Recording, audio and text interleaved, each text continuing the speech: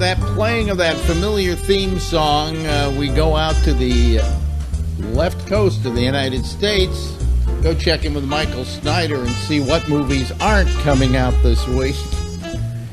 Actually, we do this about every 3 weeks, right, Michael?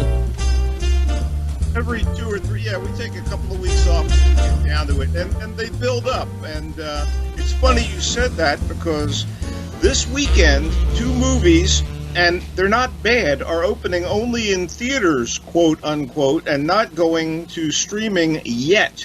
And by theaters, don't let me encourage you to go to a regular indoor theater. I will say that these are pretty solid films for drive-ins, and that's where a lot of these things are going to be opening. And if you go to a drive-in, there are drive-ins in the New York metropolitan area, in the LA area, in Chicago area, and they are showing these movies starting today. So we'll get to those 2 they films. Are kind of rare. They are kind of rare, though, to find the drive-in theaters these days. Absolutely, and they're doing some makeshift drive-ins as well. Parking lot stuff here and there where they're doing like repertory films and such. But let's get to it.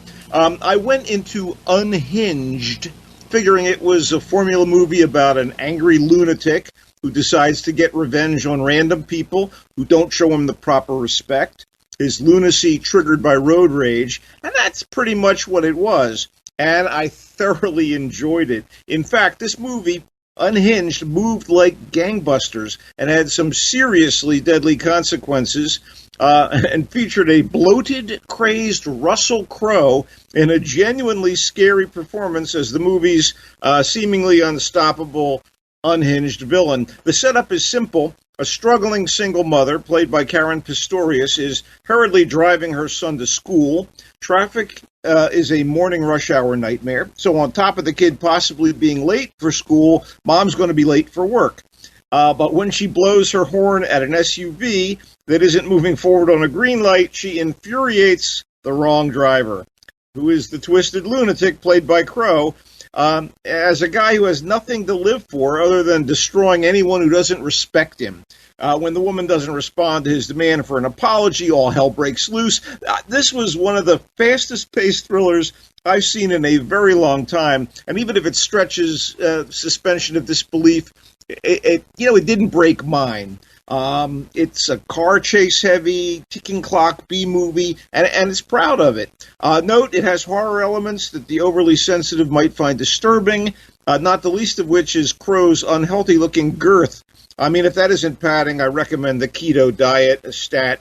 It's directed at a lively clip by Derek Forte, and it's written by Carl Ellsworth, who is the screenwriter of 2 very good, underrated, low-budget thrillers of the past couple decades, Disturbia and Red Eye. For what it is, I recommend it. And yes, you can see it at a drive-in or risk, an indoor theater, if any are open. I don't know that they are. Okay, Tesla is a self-consciously arty postmodern biopic about Nikola Tesla, the late 19th century Eastern European inventor and rival of Thomas Edison in the field of harnessing electricity. And although it boasts an interesting, nuanced, and frankly downbeat performance by Ethan Hawke as Tesla, and you get Kyle MacLachlan as Edison, Jim Gaffigan as Tesla's sometime ally in business George Westinghouse, Eben Moss-Bacharach as Tesla's colleague Anthony Zaghetti, and of all people, Bono's daughter Eve Hewson, a pretty good actress, as Tesla's loyal associate and the sometime narrator of the story. Tesla doesn't always seem to know quite what it wants to be. It does impart a lot of info about Tesla and his life and his times and the struggle to realize his scientific visions. But I thought the current war told the overall story of the conflict between Tesla, Edison, and Westinghouse in kind of a more linear, conventional manner.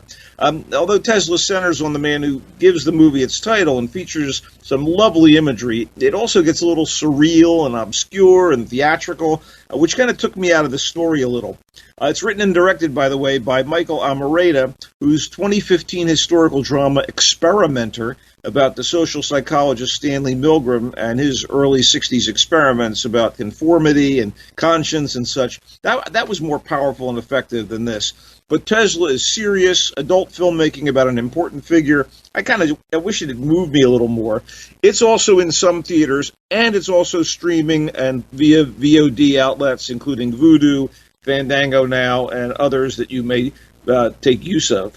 Okay, from Disney Plus, this is definitely available on your laptop or your home viewing system, The One and Only Ivan. It's a charming, gentle, and nicely made family movie that adapts an award-winning children's book of the same name that was inspired by the true story of a real-life silverback gorilla named Ivan, who, while in captivity, shows an aptitude for painting to the surprise and delight of the humans around him. We may have seen movies like this before, but The One and Only Ivan is made with such heart, and there's like nice character development. It's a cut above the usual animals speak to no one but one another treacle. This isn't one of those Dr. Dolittle situations where the humans can speak with the animals. The guy who runs the mini circus where Ivan performs, his main employee, the employee's precocious young daughter, who gives Ivan, his paints, they just hear grunts and cackles and barks, and the technology has become so impressive that you kind of go with the whole talking animal shtick. Bryan Cranston is he's pretty dandy as Mac, the man who raised Ivan in captivity and made the gorilla the star of this mini big top animal show in a suburban mall. And the animals are all well voiced, with Sam Rockwell especially engaging as this thoughtful and kind of kindly silverback gorilla Ivan, and Danny DeVito as the stray dog Bob, who becomes Ivan's best friend to the chagrin of the guy who runs the circus. This motley collection of creatures also has other interesting performers voicing them. Angelina Jolie as a wise old elephant, Helen Mirren as a prissy poodle, Broadway star Philippa Sue as a parrot, and Chaka Khan plays a baseball-playing chicken. That's right, a baseball-playing chicken. There are some sad moments here, but it's ultimately uplifting, and kids are going to enjoy it. And you know what? I did too. And it was written by American actor and screenwriter Mike White, who voices a neurotic performing seal in the show. And this is the guy who also wrote School of Rock, among other movies. He never writes down to anybody, even if he's going for family entertainment. So on Disney Plus. Quickly, also available in drive-ins, RZA's latest movie, the leading creative light in the conscious rap group, the Wu-Tang Clan, has released Cutthroat City today. Again, this would work pretty good in that kind of drive-in theater situation.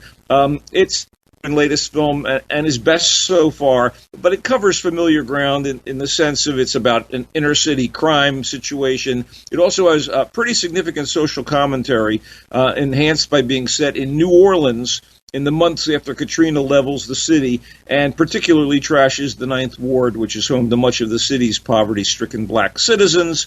Good young main cast, headed by Shameik Moore as a struggling, aspiring artist named Blink, who needs cash to take care of his wife and kid. But there are cameos from the rapper T.I. as a local drug dealer, Wesley Snipes as Blink's estranged father, Terrence Howard as a mysterious NOLA mob boss, and, hey, Ethan Hawke, Tesla himself, as a local councilman with a shady past. At 2 hours, it's kind of long.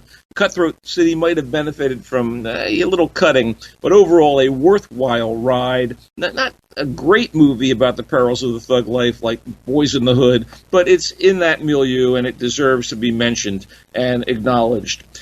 Quickly, things that have opened in past weeks that I really think are worth mentioning. Project Power, another new genre offering from Netflix. This one is basically about a drug that gives people 5 minutes of superpowers. And it sounds kind of like a corny concept, but it works pretty well. And it stars Oscar winner Jamie Foxx and Joseph Gordon-Levitt, ever versatile. And it's a mashup of sci-fi and crime thriller about this addictive drug. And it's being field tested, of course, in New Orleans, so it's a nice setting.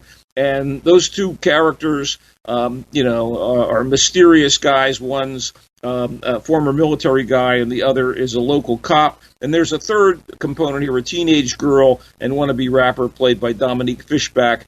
And altogether, they have reasons for figuring out who's distributing the drug. And, it's got plot holes and questionable motivations. But I ultimately thought, hey, it's on Netflix.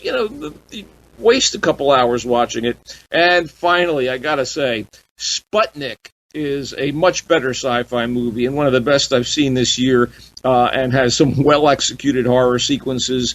As the title Sputnik suggests, it's a Russian production with a space-age theme. It's set in the 60s. A two-man space flight is aborted, and it lands with one of the cosmonauts dying, and the survivor can't remember what happened after the capsule left orbit. But the question is, did something cause their trouble in space and come back along, tag along on the capsule? And, that's the essence of it. And it's got some creepy alien vibes and some things that remind me a little of the Thing, but it's its own thing. Sputnik is in Russian with subtitles, but I thought it was really, really cool. That's basically the best of the best, unless you want to think about Red Penguins, which was an amazingly cool documentary about the Pittsburgh Penguin ownership in the late 80s investing in the Russian national team, best known as Red Army, and what happens over in Moscow in the area when the oligarchs start taking power. That was Red Penguins, which you can see on a number of VOD locations. Very, very cool. VOD, by the way, folks, for those of you who don't know, the language is video on demand. Yeah, things that you can purchase streaming. Yeah, you can purchase streaming. And yeah, Red Penguins. If you haven't seen it, Bennett, I thought it was cool, man. Okay, good. You watch it on TV. Anything interesting? Well, today Netflix dropped a gem in the new season of Lucifer. I cannot wait. If you weren't going to bring it up, I was going to bring it up. Series 5, Lucifer, if you don't know about it, it's this mix of film noir, supernatural, police procedural, even a little bit of screwball rom-com, romantic comedy tossed in, about the devil relocating to L.A. because he's bored in hell, and he falls in love, although he's very cool about it, with a local detective who used to be a B-movie actress and becomes her assistant, her consultant on crimes. So it sounds like a crime of the week thing, but there are plot threads that go through the whole series. And we've discussed this before, I think. Tom Ellis, who plays the master of hell himself, Lucifer, is so suave and charming and looks to me like he could take over from Daniel Craig as James Bond if he wanted to. And Lauren German as Chloe, his partner, she's just, adorable. Yeah, it's a great show, and they've dropped 8 episodes, and it says that the next series is coming soon, which means I think they did 16 of them, and they're going to drop all 16 eventually. And then they have renewed it for another year. Yeah, one more season and one more and done. They all are. No, they didn't say one. No, they haven't said one more and done. They said one more. Well, they want to end it on their own terms, I think. But let me just say one thing about the back end of this 5th season. They weren't able to complete the last episode, or the second to last episode. At the very end of it, they're going to have to go back in and do that. But let them have the time to do it, and I'll be on board. I am this weekend going to binge Lucifer season 5. Yeah. Anyway, let me see here. Let me start rolling the theme here. I wasn't ready. And never ready. Tell them where they can find you, Michael. I am on Twitter at Culture Blaster, and on Facebook you can listen to me and Alex and read articles I've written if you are interested at Michael Snyder's Culture Blast, and of course here on GABNet when we get together. And if you stay tuned, there's more GABNet coming right up.